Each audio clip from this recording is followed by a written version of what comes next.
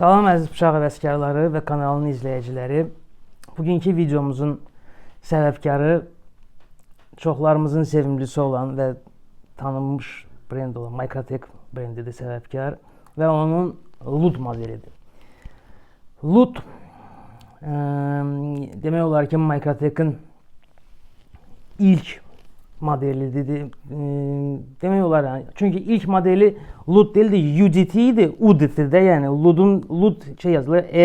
L-U-D-T yani 4 hərfli LUT. Mənası isə görürsünüz də burada. Underwater Demolition Team. Yani sualtı diversiya qrupu. Yani UDT bundan sadece olarak biraz balacaydı. Ama yani elə də siluet olarak eyni bundan idi. O bundan daha balaca olduğu için orada L hərfi yox idi. L large deməkdir, yəni bildiyiniz kimi. Yani bu hemen o LUT'un ikinci pokolenyasıdır. Bu LUT Gen 3'tür. Tak. Yani marketing sözü değilse marketing. Bence yani Marfiono kimi marketingi yani bilen yoktu. O bir marketingin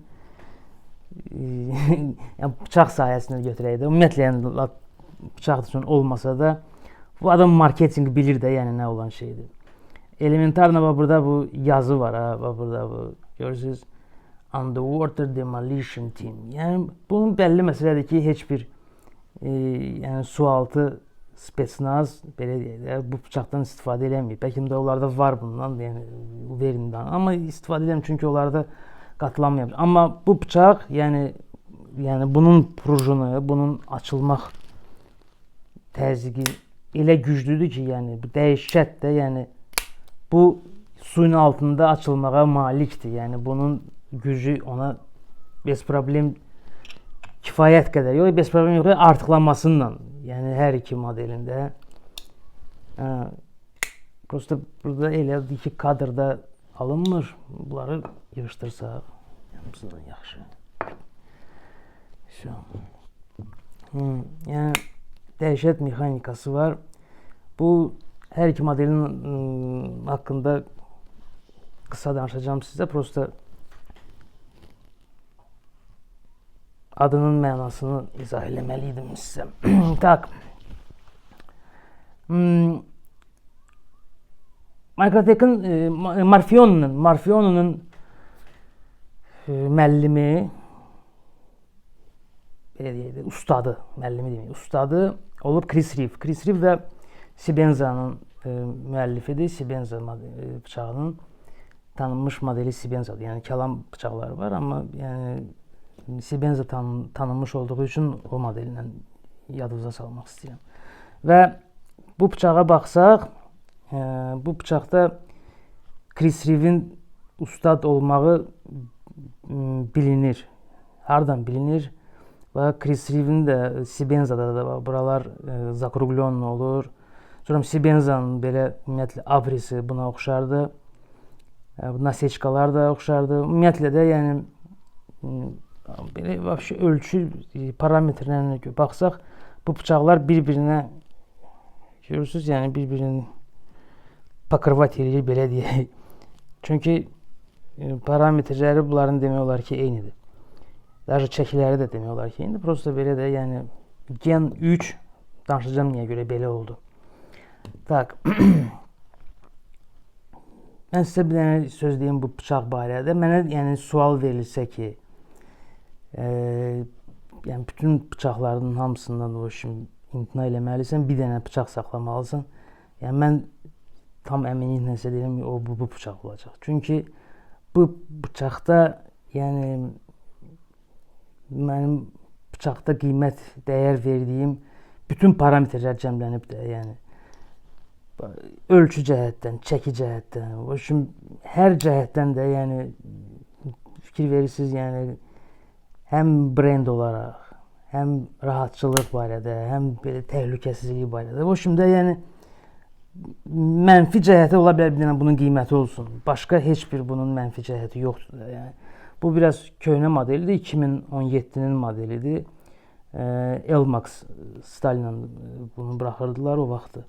İndi hal-hazırda Elmax'dan vəbşi yoxdur, yəni Microtek'in təzə modelləri. Keçək Gen 3'ə. Gen 3 fikir verirsiniz, yəni 2024'ün modelidir. Bu Microtek bunu M390 MK. M390 MK yəni həmən o M390 stilidir. Sadəcə olaraq Microtek üçün buraxılıb da. Yəni MK Microtek abreviaturasıdır. Eyni yazılarda gördüyünüz kimi burada görürsünüz, yəni burada dol var. Dol deyirlər də buna. Burada yoxdur. O şimdi prinsipi belə də, yəni bilinir ki, bunlar bir evdən çıxıblar, bu şimdi belə deyək. Даже klipsaları da oxşardı. Oxşar cəhətləri var belə. Hər ikisi aviasyon alüminiumdur. Burada material Draktek deyirlər buna. Rezin, переработанный rezin, bu şimdi tutulmaq qabiliyyəti güclü olmaq üçün də, yəni belə materialdır. Microtek'in digər modellərində həmən bu materialdan istifadə olunur. Sakom Elite'də istifadə olunur. O şimdi var bir iki dənə modeli. Çəkiləri onlar identikdir demək olar ki 100 qrama yaxındır. 101 qram, 100 qram belə. Burada da görürsünüz bıçağın belə mən çox ləzzət edir də, yəni bıçaqlarda bu hissəsi zakruglyon olanda bu dəhşət bir şeydir. Yəni bunun heç bir texniki şey yoxdur, yəni bunun bir üstünlüyü də, amma həm görünüşdə, həm belə istifadədə çox ləzzətli şeydir. Ən çox İtalyanski bıçaqlarda rast gəlmək olur buna. Amma yəni dediyim kimi Chris Reeve ilk dəfə özü Chris Reeve eləyib bunu. Bəli, bəli. İlk dəfə Chris Reeve Sibenza bıçağında bu üsuldan istifadə eləyib və Marfion'un Chris Reeve'in tələbəsi olduğu üçün belə deyək də, yəni həmən bu üsuldan o da istifadə eləyib. Görürsünüz, burada bu bıçağın belə bir xüsusiyyəti var. Enlidən başlayır, yavaş-yavaş naziləşir. Elinə görə yəni tutumda yaxşı fərq edir. Mənim üçün fərqi yoxdur açığı. Amma heç bir belə manə də olmur yəni. Bizdə yəni bıçaq community'si həmişə bütün yəni blogerlərə baxsaq, onlar həmişə Marfion'un bu açar məsələsindən şikayətlənirlər ki, bəs açarlar bahadır, komplektdə olmur. Amma Marfion'u yəni vəbşi elə belə eşitmirdi onların heç birində. Yəni elə bil ki, vəbşi bu söz ona aid deyilmirdi. Və 2022 idi ya 23 idi. O şimdi səhv demək istəmirəm, ona görə son illərdə deyək də Microtek bütün modellərini keçirdi Torx vintlərinə. Görürsünüz də burada da hamısı Torx'dur. Vəbşi bütün OTF-ləri də keçirdi hamısını şeyə. Məncə ancaq custom modellər saxlayıb bu şeylərlə. Amma bu da pis görsənmir. Yəni görürsünüz, Microtek даже boltlardan da vid verə bilir də, yəni mənə ləzzət eləyir, yəni. Pis görsənmir məncə. O görünüşdən danışsaq, bu vintlərin yerini verməz əlbəttə ki, görürsünüz də ləzzətli görsənir, yəni bunlar. OTF hələ ki yoxdur məndə şeylə, Torx vintlərindən, amma bu pis görsənmir.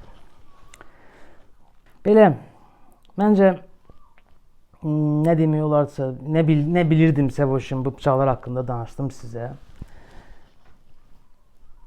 Nəsə təklifiniz olsa kommentlərdə buyurun.